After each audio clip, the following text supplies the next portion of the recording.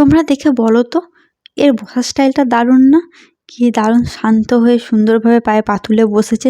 যদি এইভাবে সুন্দর করে খেতো কত ভালো হতো।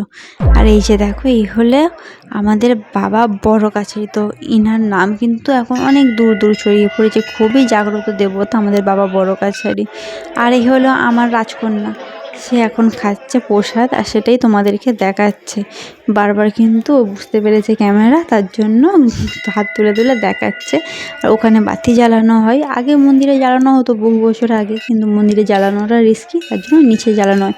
আর এই হলো সেই ডালাঘর যেখান থেকে আমরা ডালা নিয়ে থাকি। তো এখন যেহেতু আমাদের পুজো দেওয়া হয়ে গেছে, পুজো দেওয়ার টাইমে আমার হাতে পূজার ডালা ছিল, তো আমি ভিডিও করিনি। আর আমার হাজব্যান্ড এতটা সবসময় করে দেয় না, তার জন্য আর ভিডিও করা হয়নি। তো এখান থেকে বাইক নিয়ে আমরা চলে যাব বাড়ির উদ্দেশ্যে। তো দেখো পার্কে এখন কিন্তু কাজ চলছে, আর এখানে যে দোকানগুলো আগুন লেগে গেছিলো, সব দোকানগুলো এখন গভর্নমেন্ট থেকে করে দিয়েছে, সব কিন্তু ছোট ছোট মন্দিরের আকারে করে দিয়েছে। দেখতে কিন্তু দারুণ লাগছে, অপূর্ব লাগে, যেহেতু মন্দিরের মতো হয়ে গেছে, খুবই সুন্দর লাগছে। তো আগে অনেকক্ষণ করে থাকতাম, এখন যেহেতু তাড়াতাড়ি বাড়ি ফেরার একটা তাড়া থাকে, লাইফে সব কিছুই এখন ব্যস্ততম হয়ে গেছে, তার জন্য আর বেশিক্ষণ স্টে করলাম না। আর ওই যে বললাম ছোটোটার জন্মদিন, তাই কিছু বাজার হাট করতে হবে, ও রান্নার ব্যবস্থা করতে হবে। হঠাৎ করেই মানে সেভাবে কোনো প্ল্যানিং ছিল না, তারপর ভাবলাম না, মোটামুটি একটা 5 তরকারি ভাত করে খাইয়ে দেওয়া হোক। তো দেখো ছোটোটাও কিন্তু ঠিক করে দেখছে, ও শান্তশিষ্ট। বড়রা কিন্তু ছোটোবেলাও খুব দুর্দান্ত ছিল, এ বাড়ির দুর্দান্ত, বাইরে বেড়ায় কিন্তু অনেক শান্তশিষ্ট। ফার্স্টে আমরা চলে এসেছি মাছ বাজারে।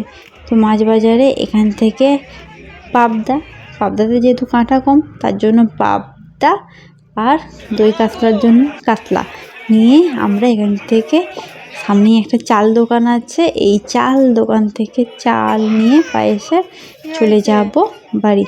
তার আগে কিছু সবজি যদিও নেওয়ার আছে, সেটা দেখানো হবে না। আর এই যে দেখো ছোটরা কিন্তু খেতে বসে গেছে, দেখে মনে হয় না কত সুন্দর করে খেতে বসেছে, সব কিছু কত ভালো করে খাবে, ব্যাপারটা একদমই সেরকম না। দেখো একটা একটা করে কি খাচ্ছে বলো তো, পাঁপড়ের টুকরো, কোনো খাবারেও হাত দিচ্ছে না, দেবেও না।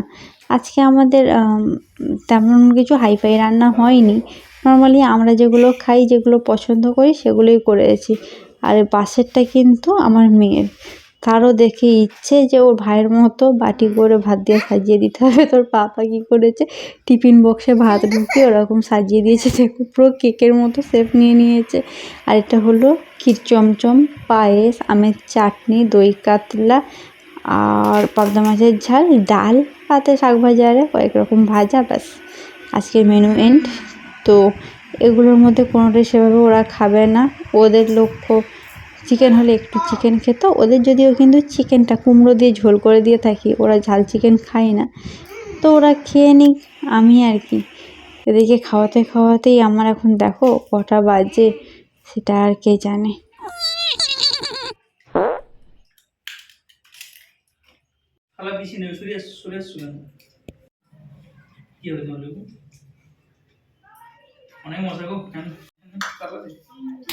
থাকা গেলেও ঠান্ডা লেগে যাবে, এই 2-4টা করে